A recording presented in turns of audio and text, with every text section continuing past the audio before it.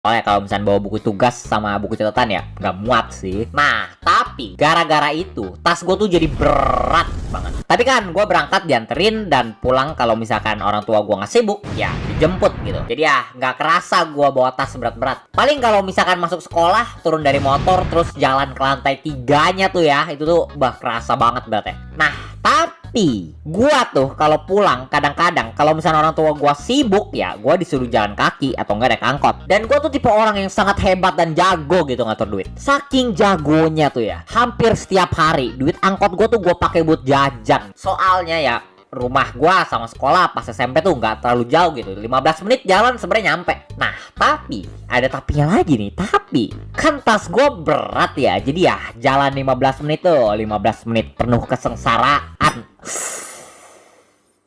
Aduh, biasanya tuh ya gue pulang-pulang jalan kaki dari sekolah ke rumah, itu tuh pundak gue jauh lebih pegel daripada kaki gue ya, gara-gara tas gue. Jadi ya gimana caranya gue, orang yang sangat bijak, pintar, dan luar biasa ini, menyelesaikan perkara ini? Apakah gue mulai nyusun buku dan gak jadi anak yang super males? Apakah gue mulai manage duit gue sedikit lebih bener dan gak habisin semuanya buat jajan? Gak salah.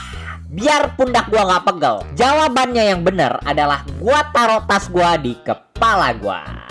Oke, gua serius. Pas pulang tuh jalan kaki, tas gua tuh gua sangkutin ke jidat gua terus gua jalan. Kadang-kadang ada orang yang ngeliatin, tapi ya dulu pas SMP gua bodo amat gitu, gua nggak terlalu mikirin. Yang penting pundak gua nggak pegel aja. Jadi ya mungkin sih gara-gara itu gua jadi pendek. Ya gak tau juga sih, tapi ya bisa jadi. Tunggu dulu. Berarti gua pendek lagi-lagi gara-gara sekolah. Bukannya ini gara-gara lu males. Enggak, ini 100% salah orang lain. Gua tuh orang yang gak bisa dan gak pernah salah.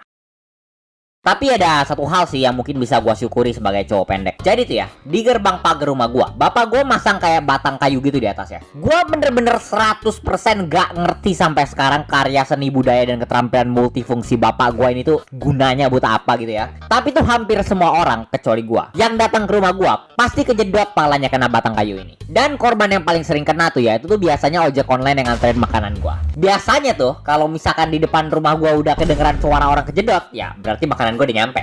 Jadi ya itu positifnya sih. Tapi apalah harga yang harus saya bayar untuk superpower luar biasa nggak kejedot setiap kali gue masuk rumah ini? Apakah worth it jadi cowok pendek untuk kekuatan sakti ini? Nggak worth it. Kalau seandainya nih ya, seandainya, maybe, nggak yakin 100% bisa jadi kayaknya, gua suatu hari nanti punya pacar. Ya, seandainya, lu tau gak sih kayak scene-scene di film romantis gitu, yang kalau misalkan di perpustakaan sekolah gitu, kayak ada cewek yang mau ngambil buku,